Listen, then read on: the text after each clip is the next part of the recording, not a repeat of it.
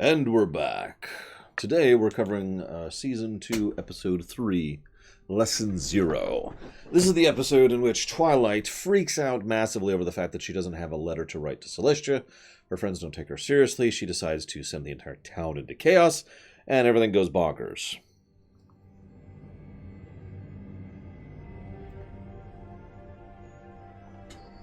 And this episode sucks, and everything sucks. And clearly, anybody who watches MLP sucks.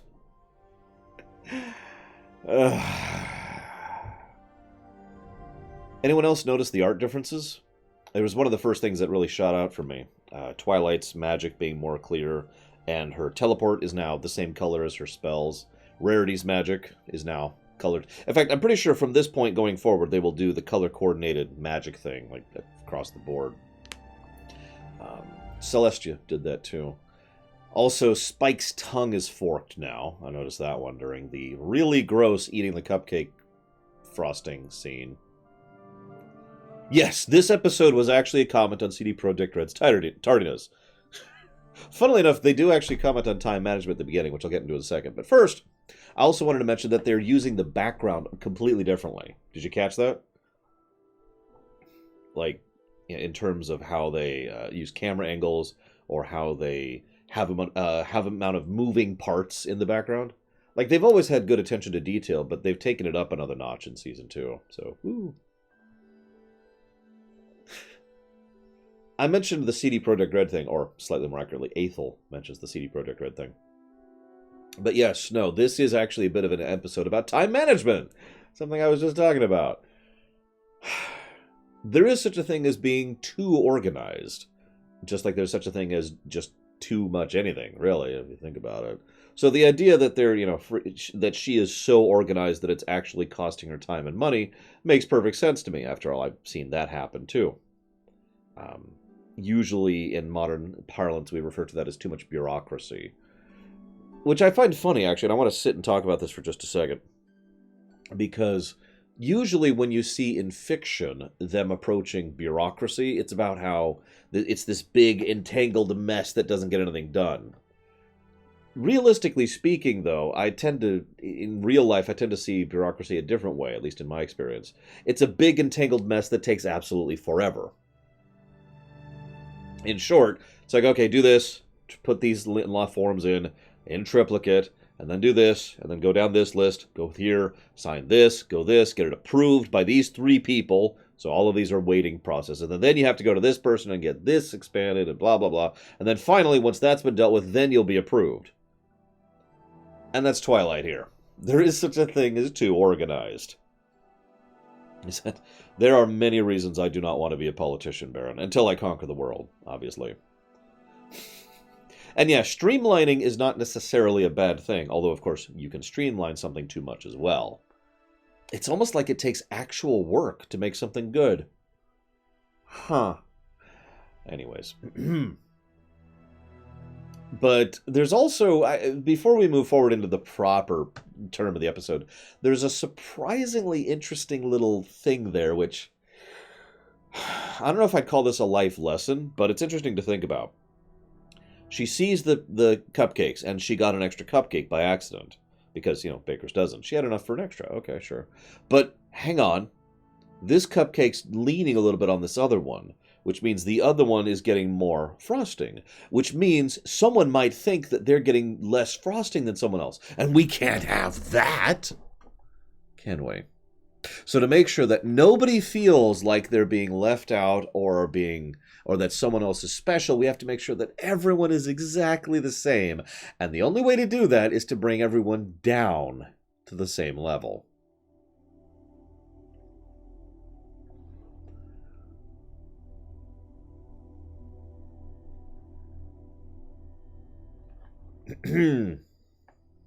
I mean, I've seen that one applied in real life many times. Some of you may be aware of, let's just use one example of this, the No Kid Left Behind policy, which several schools implemented back in the 80s. And, yeah. Enough said. Anyways, It's just weird. If I could give a personal perspective on that really quick. There were a couple of schools I went to where I was I could have basically slept walk through school, through class, and still gotten an A because I was so far ahead of where the A curve had been pushed to by the worst students in the school. That's not bragging, by the way. I'm not that smart. I actually kind of sucked in school. I mean, yeah, I had straight A's for a while, but I kind of sucked in school, okay? I wasn't that smart. And I, who's already not smart, who's barely trying, could have absolutely, and actually did absolutely ace it if I didn't try.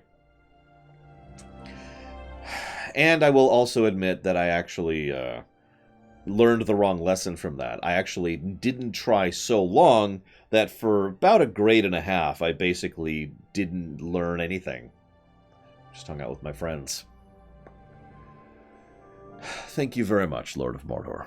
Very much obliged and appreciate as always. Thank you. And if you happen to know where you want to put that one, let me know. Do I think I would have been smarter if I tried more? No. No, I think I'd be stupid no matter what I did.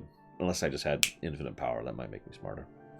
So, anyways, let's move on from the horrific life lessons thing and move on to there's a lot of smart, clever animation stuff they do here, but one of my favorites was the sun being a ticking clock.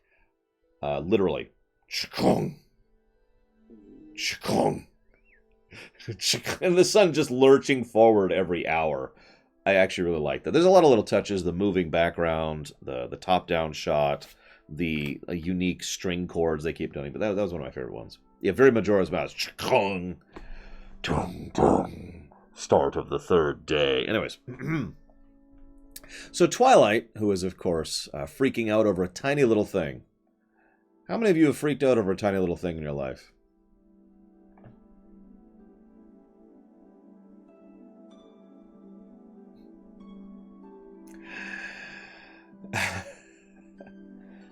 Yeah. I'm pretty sure we've all been there at least once. Yeah, I do, long time ago in the before times. Yeah.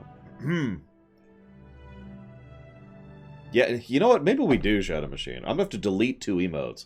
What emotes does nobody ever use? Let me look at my list here. Let's see. Nobody uses the drink. Not really. And we can get rid of Lore Man. So we can get rid of Lore Man and the drink. And maybe the coin? Nah, we shouldn't get rid of the coin. We use flax, we use heal, websites all the time, pluses and minuses. Damn, actually, most of these are used pretty often. We can get rid of the chasm. We might get rid of the chasm. That's a thing we can do. Whoops, wrong button. There we go. Anyways. Yeah, so, moving on.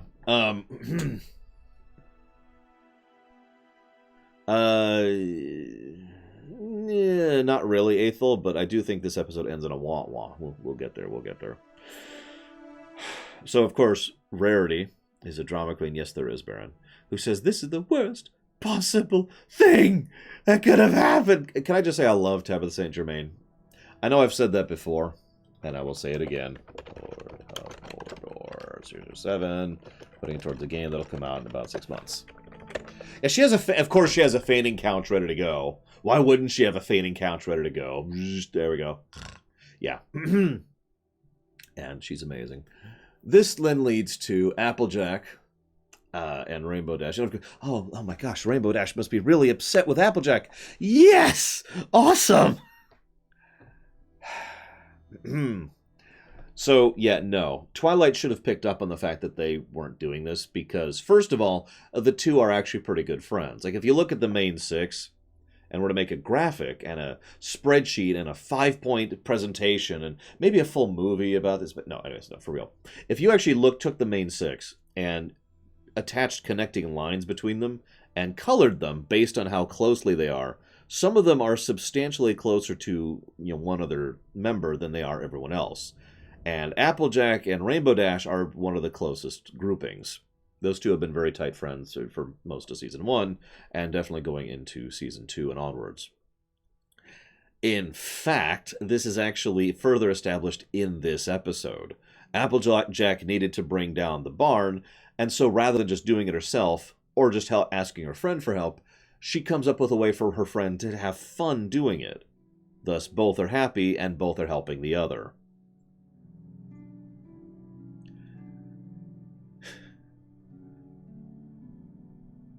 Exactly, Act. That's why when I look in chat, all I see is people telling me how terrible I am. So that leads to her being like, okay, I've got to find something else. Let's go to Fluttershy. Fluttershy's got a problem. And Fluttershy is... I mean, I don't have much to say about this scene. It's just enjoyable to watch her, like, super wushu master the bear as part of an adjustment. You ever had your back adjusted? I've only had it happen once to me. It's weird and actually awesome, but, you know, it depends on having a really good chiropractor. That's part of the problem. Because most chiropractors, in my experience, are quacks. But I've had a good chiropractor work on my back and actually adjust my back. It's nice stuff. What? I don't know what you're talking about. So, this leads to Twilight escalating to the point where she starts freaking out more and actually is talking to her reflection at this point. And then she starts to hear the kids laughing, which sends her into a, oh God, freak out moment. Even more freak out. I wonder how much she was mocked back in school. For her to be freaking out, like, it's a repeated element 3 times in the episode. It's not just the fact that she's all worried about being tardy or whatever. She is specifically worried about going back to kindergarten, and... I mean, I had a lot of bad experiences in school. If I was told right now that I had to go back to school... Yeah... And given how kids tend to be in general... Given how antisocial she was, and given how much of a bookworm she is, yeah, no, she was the target of mockery, I guarantee it. It's another small little touch, but it made me think, I felt that one. So then, moving forward a little bit, it finally occurs to her to ask her friends for help, which is funny, because it wouldn't even occur to her if not for Spike suggesting it. But she goes to ask her friends for help, and they consider her problem to be a non-issue. Okay. In my opinion, that's the second major theme of this episode. The second big Aesop. How many of you have ever had a friend or a loved one or a family member who's been, like, really worried about something, and it's something so stupid, right? It's so silly and little and irrelevant. It's like, why are you worried about this? Why is this causing you issues? Gotta raise my hand on this one, too.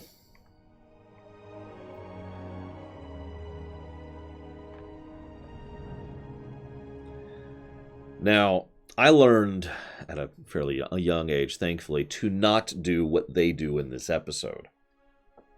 One of the worst things you could do is just dismiss them. And I know most of you in chat understand what that feels like, because most of you have probably played Mass Effect 3. And most of you probably didn't actually like the ending of Mass Effect 3. And I imagine most of you were told how stupid and ridiculous you are for getting worked up over something so irrelevant. What's wrong with you? It's just a game. That's basically what happened to Twilight here. It was a little less malicious and more innocent, but the fact remains, it is a good, legitimately good life lesson, in my opinion, to learn the idea that even if something is mild or minor or irrelevant or whatever, you should probably actually pay attention, because if it doesn't matter to you, it may still matter to them. Even if you don't understand why it's a big deal to them, it is a big deal to them, and you should take that seriously.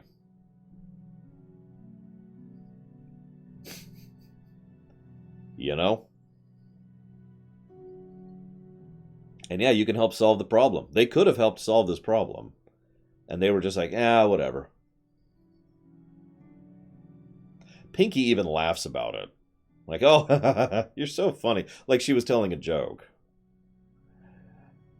So, This then leads to Tara Strong getting to act completely crazy for a while. I have to admit, I actually do like Tara Strong as an actress. And stuff like this is probably why. Yeah, tell me about it, Weods. Because she can do some fun stuff if she tries, and, she's good at that in this one. The animation is pretty terrifying, of course, but it leads to her, full-on jokerifying and freaking out and going, yeah, she just completely snaps. And she goes to the Cutie Mark Crusaders, stuttering over my words here. Two things, really quick. First of all, it looks nice. I really like her mane. It's okay. She comes with her own notebook and quill, so you could pretend that she's doing her homework. I want to stop and comment on that line really quick, because Twilight obviously enjoyed doing that. And there's nothing wrong with that. This actually ties back into what I was just mentioning. In fact, both points.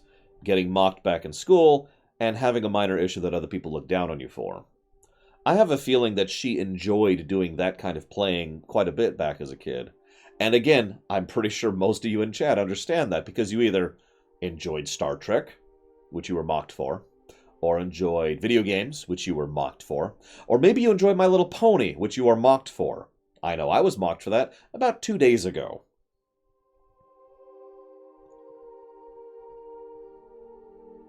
So it's not hard to understand the idea of people being like, oh, it's just, you're just going to sit there and play with your doll. What is she doing? Oh, she's doing her homework right now. She's a good student. She's trying. Oh, that's so lame. Give me a break. Right? I don't agree personally, Baron, but it doesn't matter, I don't think. I do think she's a bit neurotic. I also think she gets a little Flanderized in terms of her neurosis, but let's move on here. Yeah, it's never in stream. I've actually noticed, by the way, I know I say this like every week, but you guys are awesome. Like, even when you guys disagree with me or have other thoughts or whatever, at least you guys are civil. I don't get called a pedophile in stream. So, Twilight, of course, rather enjoying, the doll. And you can see why she enjoyed the doll as a kid. So then she's like, here, who wants to play with it first? And the kids are like, you. No, you. I really like her mane? This then leads to Twilight freaking out, which is funny for two reasons. First of all, because this is basically the final moment of escalation in her overall problem. But second of all, because she misses the fact that she's trying to induce these kids into fighting so she can solve the problem. And in so doing, she has induced them into fighting. But she misses that. They're fighting to not play with the doll. She misses that, and so she instead decides to use magic to brute force a solution to the problem. I'd like to think that this is actually a bit of development and foreshadowing for the future. Starlight Glimmer. Excuse me. Something stuck in my throat there. So yeah, she does a severe a fixation spell or whatever. The wants it needs it, I think is what she calls it. Which of course then leads to, I want it. I need it. I really like her mane. I'm sorry. I love those kind of oh god, there's a term for that, like boomerang jokes or whatever. Anyways, so then what's happening? Oh, there's that doll, that incredible, amazing doll, and then the whole town just starts going after it. I know, right, Lord Harriman? I also happen to really like the fact that Big Mac is able to basically hold off the entire town by himself. It takes until the mayor manages to sneak it away from him, and then one of the flying ponies, one of the Pegasi, manages to get away from her. What's doubly funny is Twilight didn't seem to have a solution to this problem, ironically, until Celestia shows up. Brick joke, that's it, thank you. Also, I think this is the beginning of Big Mac talking in yeses and nos. Like, going forward, I'm pretty sure that's all he does, except under certain circumstances. But yeah, Celestia sounds rather upset at first, which of course leads to Twilight no longer freaking out, just quietly resigned to her fate. This, of course, then leads to a quick thing where Rarity says, "This is the worst possible thing ever!" Third time she said that. Another brick joke. What, I really mean it this time. Tabitha St. Germain is amazing. So, the format of the... Oh, actually, really quick. Also, I love how Big Mac, after everyone else leaves, he looks at the doll like... And he grabs the doll and he goes off with it. That got a smile out of me. So, while this is all pretty silly, the Season 2 format is now established. Rather than... Nah, it'll go through the roof, Baron. Rather than having, Twilight has to write a letter at the end of each episode, now it's the whole team gets to write a letter at the end of the episode. So, new format. Good. By memory, this is something that MLP does several times. They change the rough format and structure of the episodes basically each season, and I do think that's a good thing. It's something that Voyager should have done. I know I keep hating to rag on Voyager, but Voyager, if how many of you watched Voyager, really quick? Some of you? One of you? None of you? Okay. Some of you may remember that one of the most aggravating types of episodes in Voyager is the "Will they get home again?" plot. And the "Will they get home again?" plot is so mocked primarily because of the fact that they kept doing it up until like season 6. And it's worth noting that the second episode of the entire show was a "Will they get home again?" plot. The second episode. Now, the thing is, I think that might have actually worked if they'd done that for just season 1. It's the fact that it was kept being done over and over and over and over and over and over that made it so aggravating.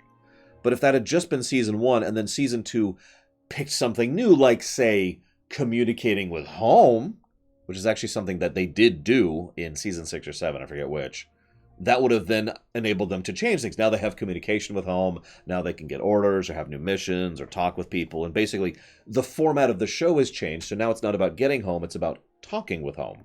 And then you could keep moving it forward, and you get the general idea.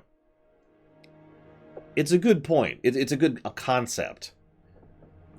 Oh yeah, Burn Notice. You're right, I actually stopped watching Burn Notice after a bit because it was just like, okay. Sure, I don't even know if they actually ever resolved the damn thing, but I'm moving on. So, I do like the changing format concept. I also like both of the main points of the episode. I've already talked about one of them, dismissing someone's little concerns, and that's how the episode kind of ends. I also like the main point, though, which is escalation. I've decided not to name any real-life examples, but it's really easy to see how a little thing can become a big thing. And as I opened this Streamination I asked you guys, how many of you have freaked out over little things? Because the problem is, and I know some of you understand this, so please forgive me for saying that water is wet, but the problem is you're like, oh God, I'm worried about this thing. And then that worry compounds itself. It adds interest, basically, because as you worry about it, you start to realize the what-ifs that can branch off of that worry. And then you start to realize what can branch off of that one, and what can branch off of that one, and so forth and so on. And obviously a lot of this can be internal, purely just on you, and then you talk to the person, and they're like, oh yeah, I was just doing this. It's like, oh, I thought you never wanted to talk to me again. No, I just wanted to do this. Okay. I was freaking out over nothing. Totally not using a real-life example there. Thing is, though, I don't want to use any really bad examples, but there have been plenty of times in real life where, someone freaking out over something small has actually led to large-scale consequence. So, yeah. Good lesson. I actually do like the both lessons in this episode. Don't freak out and don't dismiss your friends. I mean, I know don't freak out. It's more like don't allow it to keep going, basically. Don't let that snowball start to roll down that hill, Paula what, Baron? Oh, you mean like Game of Thrones? Yeah, no, Game of Thrones is awesome. Anyways, before we... Well, I'm going to go ahead and chop off the local recording. But before we do so, I think this episode ended on a pretty clear wah-wah. Meanwhile, Spike was doing this thing. Spike! Credits. That's straight out of old sitcoms. In my opinion, that's totally a wah-wah. I like Spike's PS as well, by the way. He should have left it in. I mean, I guess he kind of did. He needs to get digital, man, so he can delete things. Yeah, Spike, he says that in the episode, Baron. Spike is the one who called Celestia in, because Spike was actually worried about Twilight and therefore called in, a favor, so to speak. And I hate to point this out, but as we've talked about many times, Spike is pretty well connected. So, I mean, I know that sounds like a minor thing to comment on, but think about this for a second. Spike has the ability to call the queen of the country personally and get her to show up. Think about that for a second. Again, this is going to be a continuing trend, and already has been. Spike is weirdly well connected. Yeah, almighty janitor. That's a good way to put that.